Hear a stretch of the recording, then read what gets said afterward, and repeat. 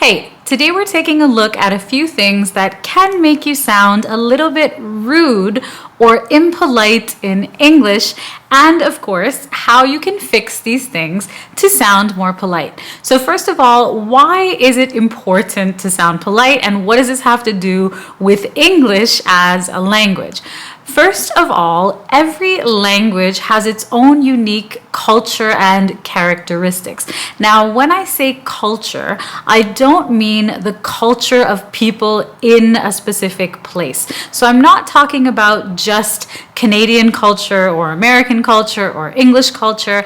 I'm talking about the culture that is attached to the language itself, all right? So when you communicate in English, generally speaking, people expect you to be polite.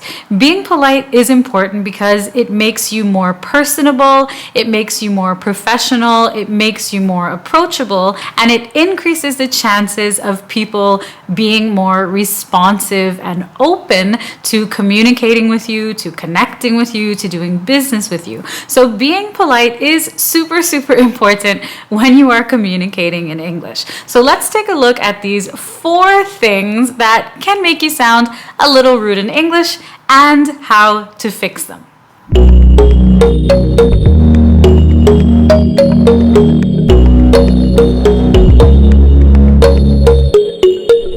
So the first thing that sounds rude in English is making a request that sounds like a command, all right? That sounds like you're giving someone an order or giving someone a command. And I know that this happens sometimes as a result of direct translation. If you translate from one language or from your language into English, sometimes your request can end up sounding like a command, even though that's not what you're trying to do. That's not your intention, all right? A really common example that I have heard is in restaurants.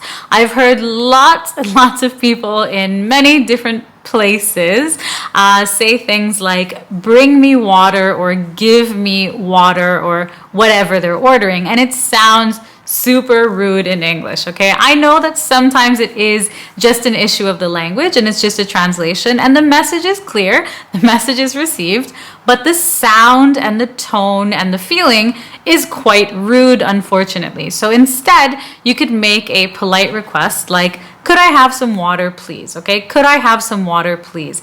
This is also a simple statement to learn. And once you learn it, you can replace water with pretty much anything, all right? Could I have a glass of wine, please? Could I have a Coca-Cola, please? Okay, could I have some ice, please? So one simple statement can make you sound much more polite.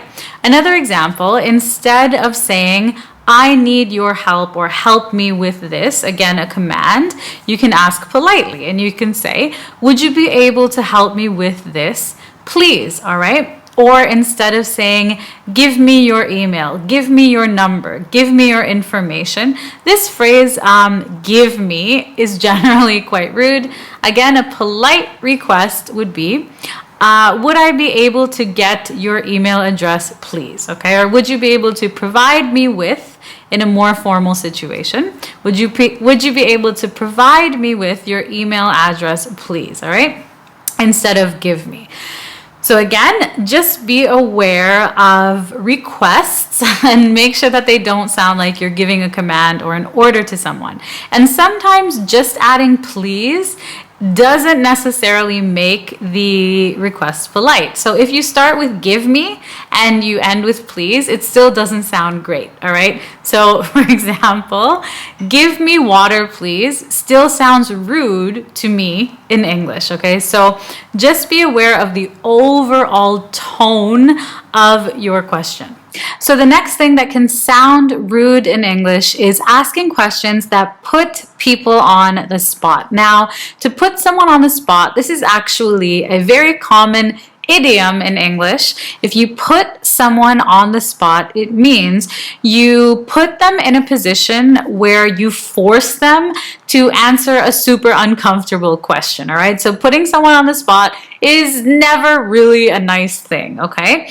Now, I bring this point up because I have seen it firsthand with a lot of my students. I know that their intention is never bad, but sometimes they have asked questions that put other students on the spot or put me on the spot. And again, I know the intention is absolutely not bad, but it happens sometimes because the same question can be totally acceptable in one culture. It can be totally fine. And in another culture or another language, the same question can come across as inappropriate or rude. So it is important to be aware of what type of questions put people on the spot in English, all right? So I'll give you some examples of common questions that might be putting people on the spot, let's say in social situations, all right? So generally, questions about money put people on the spot and make them uncomfortable. Questions like,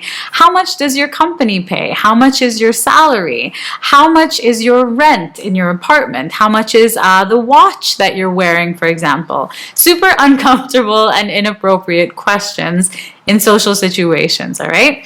Of course, you can talk about money with people that you're really close to, but in this example, we're talking about making small talk with people who you're kind of getting to know, all right? You don't want to make them feel uncomfortable with your questions. Another example is asking really personal questions, maybe about relationships. For example, if you ask a couple who you don't know very well, when are you getting married or when are you having children? This is super uncomfortable to be asked in English. I've been asked this question many, many times and it's uncomfortable. I don't like it, okay? So these are just a few common examples, Again, I understand being curious about someone, wanting to get to know them, but it is important to be aware of how your question sounds, the tone of your questions. Now, the tone of your speech and the tone of your questions refers to the feeling that you give the other person. And a very big part of English communication is your tone. It's super, super important. So when you're thinking about questions that you want to ask people in social situations, the question structure and the grammar and the topics are not the only important thing. The tone of your question is also extremely, extremely important. And why does it make you sound rude if you put someone on the spot? It makes you sound rude because it demonstrates that you have not considered the other person's feelings. You don't care really how the question would make them feel because you're asking that question. Now, this point applies when you are talking to people face to face, when you are chatting with people or messaging people, and also if you're asking questions in the comments online. So I have been asked some inappropriate questions in the comments of my YouTube videos, in messages on Instagram, and comments on Instagram. It puts me on the spot and I don't like it and I see it as very rude, all right? So just a heads up, be careful whether you're talking to someone face to face, chatting, or online. Do not put people on the spot. So another thing that can sound rude in English is being too direct. Now, if you are too direct, this can be seen as rude or it can come across as unprofessional depending on the situation. So to avoid being rude and unprofessional, you can learn how to ask indirect questions, how to soften your statements, how to use modal verbs, and so on, all right? So I'll give you some examples of direct and indirect statements. So here's an example of a direct question, okay? What is this? What is this? So imagine you're shopping and you see an item and you don't know what it is. You can pick it up and say, what is this? It's a super direct question, okay? Instead, you could ask the shop assistant this question. Excuse me, could you tell me what this is? Excuse me, could you tell me what this is? Or, excuse me, could you tell me how this works? Or could you tell me how to use this? Okay, so these are three nice options instead of what is this, which is super direct, okay? If you're asking someone for directions, instead of saying, where's the bank, okay? Where's the bank? Where's the ATM? You can say, could you tell me where the ATM is, please? Or could you tell me where to find an ATM? All right. Again, a nice, polite, indirect alternative. Okay. Let's say you think that something is bad. Maybe someone has a bad idea at work and you don't like it. You think it's bad. Instead of saying it's a bad idea or this is bad, very direct, you can use a modal verb like might. For example, it might be a better idea if, or it might be a more effective approach if we tried this instead. All right, so a much softer option instead of I don't like this, okay, or it's a bad idea. So again, try to think about how you can soften your statements and make them more indirect. I have a full lesson on indirect and polite questions. I will link the lesson down below and here if you'd like to watch that one and learn how to ask polite, indirect questions. So the fourth thing that can sound rude in English is using negative language or negative wording. So generally speaking, if you can put a positive spin on your language or choose words that make your tone sound more positive, then you should try to do that, all right? So for example, if someone cooks you a spicy dish or offers you some spicy food and you don't like spicy food, instead of saying, I don't like spicy food, which is quite a negative sentence, you could say, I actually prefer milder food, okay? I actually prefer a milder taste. So instead of I don't like this, you could say I prefer this, all right? Another example, imagine you're looking for something specific in a store. Imagine you're looking for a gift for your husband or wife, and the shop assistant is helping you look around, and the things that they are showing you are terrible. They're not what you're looking for.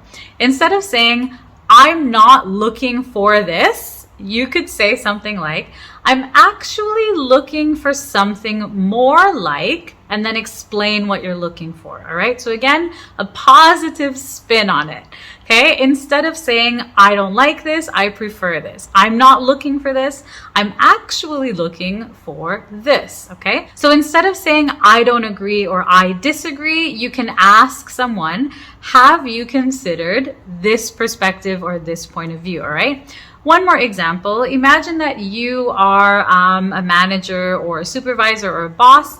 Instead of saying to your employees, you cannot leave until your work is done. This is very harsh, very negative statement. You could say, once your work is done, feel free to leave for the day. Okay, much, much, much nicer. Now, the 4 points that we talked about today are being too direct, using negative language, giving people orders, and putting people on the spot. These things do come across as rude in English, okay? Now, of course, sometimes you do have to be direct. You do have to be a little bit more straightforward. You do have to give orders. Sometimes the situation calls for these things, and of course, that is up to you. But in everyday conversations, you do want to try to come across as more polite in English. People will be more receptive to you, more open to communicating with you, collaborating with you, working with you. You'll be seen as more approachable and, of course, more professional, all right? So keep these things in mind.